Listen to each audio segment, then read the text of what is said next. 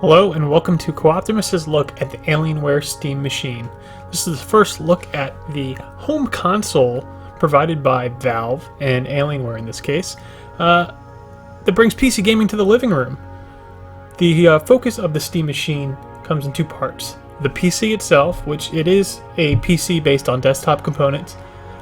In our system we've got a Intel i3 processor, a 1TB hard drive, 8GB of RAM, a unique GeForce video card, HDMI in and out, and you've got two USB 3 ports and three USB 2.0 ports.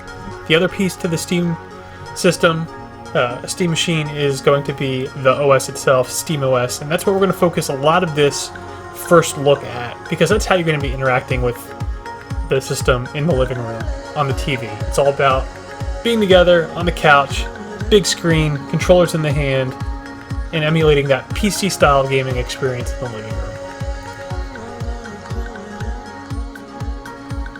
So before we talk more about the hardware, let's look at SteamOS itself. It should feel very familiar to you if you use Steam's big picture mode, but if not, it works pretty well on the TV as a console itself, as something that separates itself from big picture in Steam. You've got access to your entire library of games. You've got the ability to filter what's on the screen. You can find stuff with text. You can filter stuff if it's installed locally or if you stream it over your network. My Steam library has about 600 some games in it. Of those, about a third, a little bit more than a third, worked natively on SteamOS. That means I can install it and play it from the console itself without a need to have it on another PC. Everything's here. You got your music, your videos, things like that, and then we can dig a little deeper and look at the settings themselves. Alienware provides a nice little thing. You can customize the console itself with some lighting features, the Steam logo and the Alien logo on it, and change the colors, the brightness. It actually integrates with an API for the Alien effects stuff, if a game supports that, which very few do, but still a nice little touch. Here you can see some of the streaming options that are available. You're going to want to be wired for streaming. I really couldn't get the machine to work very well over a wireless connection, even on a 5G network. So make sure you're wired if you're going to be streaming from a desktop PC. For audio options, you can hook up the machine via HDMI or the standard optical output to your home theater receiver. Get things like Dolby Digital, DTS, all the standard codecs are actually supported to kind of pass through the receiver and let it handle the decoding, so you can get full surround sound and really good experience there.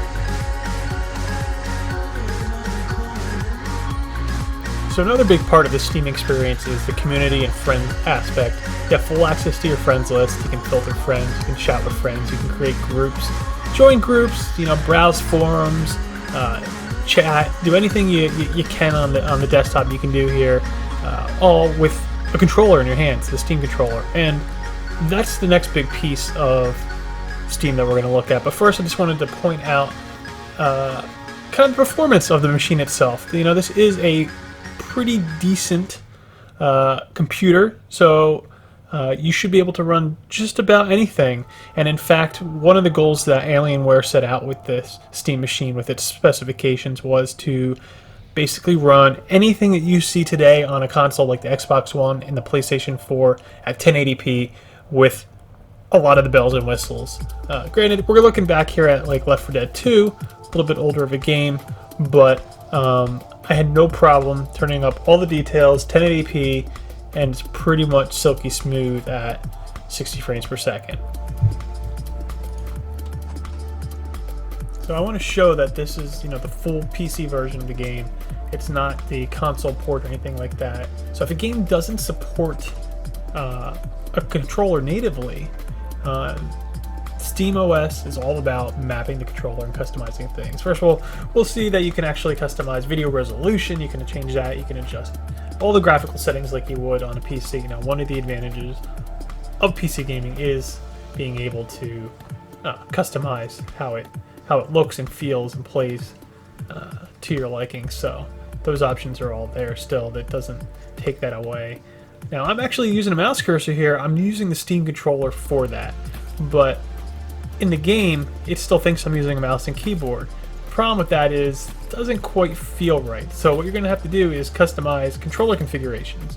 Thankfully, Valve has some standard ones out of the box for gamepads, and depending on the type of game, that'll work. But there's also a whole community section where you can download community-created configurations, which includes things like sensitivity and button mappings and things like that. Give it a try on the fly. If you like it, keep it every time you use it, or you can customize it and then be on your merry way. So that's a big part of SteamOS, is actually getting that controller to work for you for that game.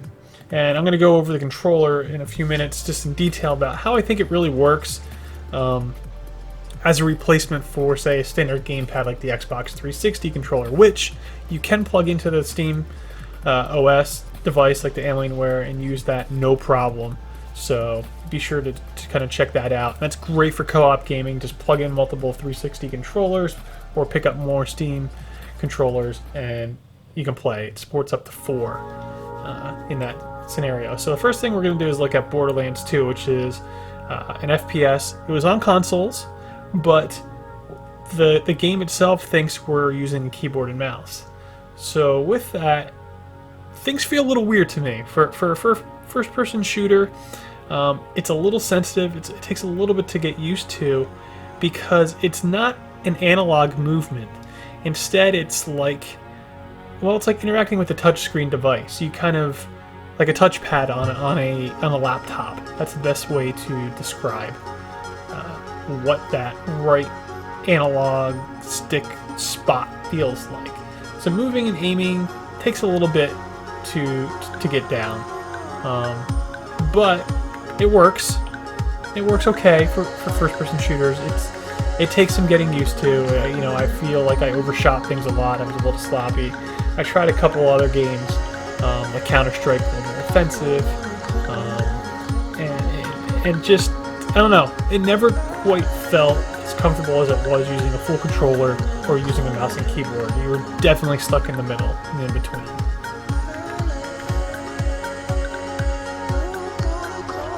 So all that said, the advantage of the Steam controller is it is emulating a mouse and keyboard, and because of that, you can play games on your TV in a living room without a mouse and keyboard that you wouldn't traditionally do. A good one of my absolute favorite games of all time, Civilization 5. You can play this on TV, and it works so good with the Steam controller. I'm really surprised. The trackpad, like I said, it emulates what you'd see on a lot of laptops, so this works well. And I'm going to kind of showcase some of how I interact with the interface here and with the controls and stuff like that. And it feels good. It looks good. There's some issues with some text stuff depending on resolution. If the game's not necessarily designed to be on a TV from a distance, right? You're used to sitting real close to it. So sometimes fonts and things like that are hard to read. But control-wise, it works great. And one of the things I really like about SteamOS is how it integrates a keyboard. And it's one of the best on-screen keyboards that I've seen to date, which I'm going to show here in a minute. But basically what it does is instead of having you point and click with one device on the keyboard, it brings up standard keyboard layout and lets you use both the left and right touchpad to pick letters, numbers, and stuff like that. So again, I'm just kind of going here through some of the gameplay. You can see I really don't struggle with anything. It feels pretty natural. As soon as I click in here to edit and rename the city, you'll see it doesn't know what to do because there's no keyboard. So all you do is hit the Steam button, open the virtual keyboard, and away I go. And you can see the two little circles basically emulating where my fingers are. You touch, press in a little bit harder to click to confirm. So that's our first look at the Steam machine itself, the SteamOS and the Steam controller. There's a lot to dig into here. I'd like to do a video focused on the streaming aspect of the system itself, some of the performance in games, things like that. It's a capable little box. Our box will cost you $549. There's a lower end model that costs $449, and there's actually 2 models above it that'll run you all the way up to almost $700. Again, this is a PC at its heart. Dell and Alienware said that you can customize it, you can upgrade it, you can add RAM, you can change the hard drive, things like that. The processor even. The video card itself, though, is soldered to the motherboard, so you will not be able to upgrade that.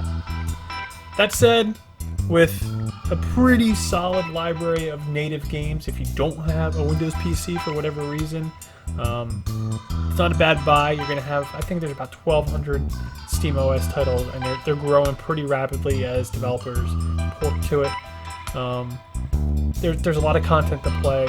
The controller does have a pretty steep learning curve, in my opinion. It's not quite a good controller for a gamepad replacement. It's not quite a good mouse and keyboard replacement, but it gets the job done. Luckily, because it is a PC, you can plug in a mouse and keyboard, you can plug in an Xbox 360 controller, whatever you want.